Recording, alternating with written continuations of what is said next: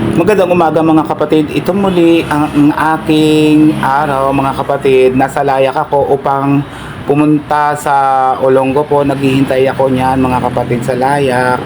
Papuntang Olongo po.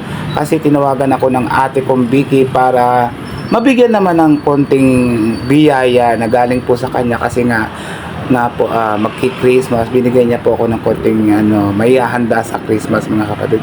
So naghihintay ako ng either minibus or Victor. Iyan, nakasakay na po ako ng minibus mga kapatid.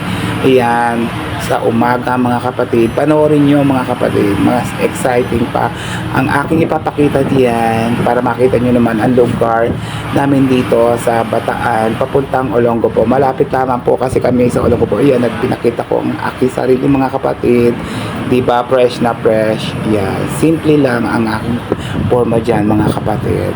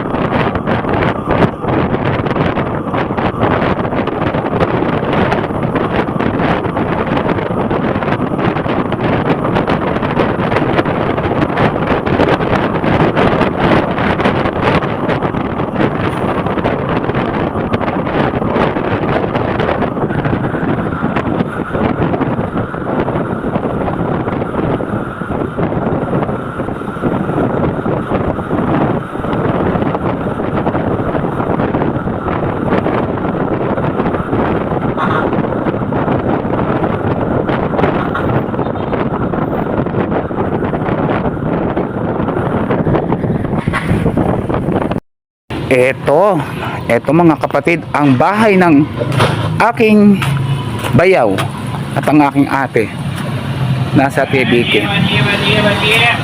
Ayan mga kapatid. Ayan ang kaya ng kanyang bahay, Galaher Street mga kapatid. Ayan. Ayan. Ang dami-dami nakaparadang kotse. 90 Galaher Street. Itong bahay ng aking bayaw. Siyempre damay na yung ate ko. Saan ba? Ayan. So doorbell tayo. Ayun ang CCTV kapatid Ayun nandito na ako CCTV Asan na ba? Ayan Ito pa.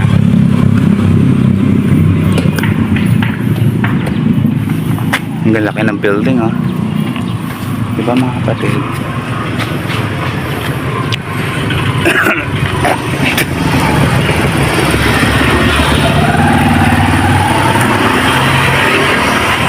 Diyos ko, tagal naman ang ate ko.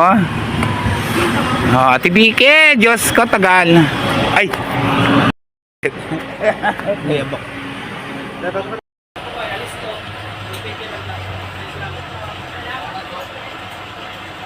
Ay, kakunti naman.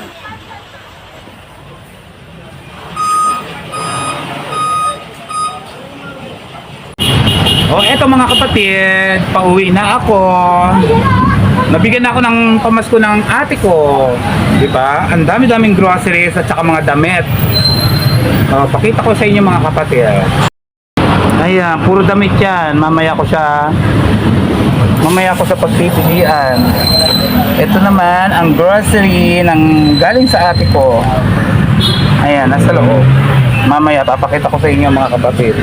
Ang binigay sa akin ng aking ate, 5 kilong bigas, pang spaghetti. Ayan, puro dilata. Ayan, binigay niya sa kanyang mga tauhan. Yun. At saka yan. Ayan lang, so far. Diba?